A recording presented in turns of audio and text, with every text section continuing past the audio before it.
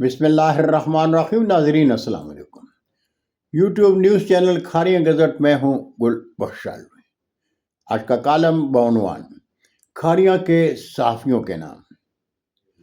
ناظرین، تحصیل head quarter Kharian کے صحافیوں کی باہمی ناراضی اور ہٹ درمی سوشل میڈیا پر دنیا نے دیکھی خوب تالیاں بجائیں اور بجا رہے ہیں، اس لیے کہ ہم نے خود کو تماشا بنایا ہے۔ ہم میں سے کچھ تو اخلاقیات کی سرحدیں بھی پار کر چکے ہیں۔ بات تھانے کچہری سے عدالت تک جا پہنچی ہے۔ سوال یہ ہے کہ آخر کیوں؟ کیا پریس کلب کسی کی ذاتی جاگیر ہے؟ کیا پریس کلب کی صدارت کسی فرد واحد کی وراثت ہے؟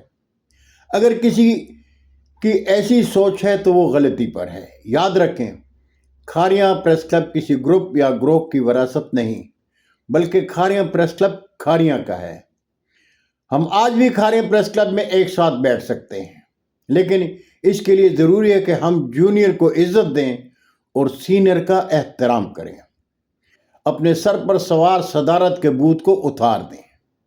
اناؤ کے آسمان سے نیچے اتریں، اس لیے کہ طوفان میں کشتیاں اور گھمنڈ میں ہستیاں ڈوب جایا کرتی ہیں۔ دنیا میں سب سے مشکل کام اپنوں میں اپنا ڈھونڈنا ہوتا ہے۔ ہمیشہ ان لوگوں کا چناؤ کریں جن کو عزت دینے پہ وہ خود سے بڑھ کر آپ کو عزت دیں۔ یہ خوبصورت خیال لوگوں کی نشانی ہے۔ انسان کا اخلاق اچھا ہو تو لوگ قبر کا پتہ بھی پوچھ لیتے ہیں۔ کھاریاں پریس کلب کے ان اعزازی ممبران کا احترام کریں جنہوں نے کھاریاں پریس کلب کو چھت فراہم کی، جنہوں نے پریس کلب کی عمارت میں عزت اور وقار سے بیٹھنے کا انتظام کیا۔ میں اپنی طرف سے کھاریاں شہر کے تمام صحافی دوستوں کو پرخلوص دعوت دیتا ہوں، آئیں مل کر دور حاضر میں اپنی دفاع کے لیے ایک قوت بن جائیں۔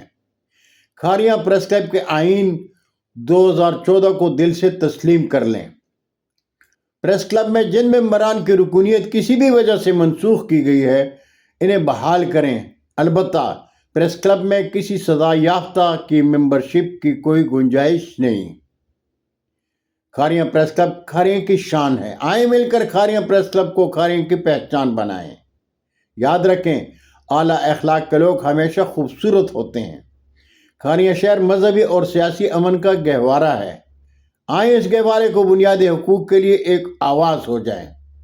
آئیں اس گہوارے کے بنیادی حقوق کے لیے ایک آواز ہو جائیں۔ کھاریاں شہر اگر آج بنیادی حقوق سے محروم ہے تو قصور زرد صحافت کا ہے۔ یاد رکھیں، ہم کھاریاں میں اپنے قلم اور دانش کی پہچان ہیں۔ آئیں اپنی پہچان کو چار چاند لگائیں۔ آئیں مل کر دعا مانگیں، اے ہمارے رب، ہمیں علم و دانش عطا کر اور آنے والی نسلوں میں ہماری قلمی پہچان کو تابندہ رکھ۔ بہت شکریہ ناظرین، زندگی نے ساتھ دیا تو اگلی برقی نشست میں پھر ملاقات ہوگی۔ تب تک کے لیے اجازت۔ جاتے جاتے درخواست ضرور کروں گا کہ میرے چینل کو سبسکرائب کریں، دوستوں کے ساتھ شیئر کریں، چینل کی گھنٹی ضرور بجائیں۔ اللہ ہم سب کے پاکستان کا حامی و ناصر ہو۔ پاکستان زندہ باد۔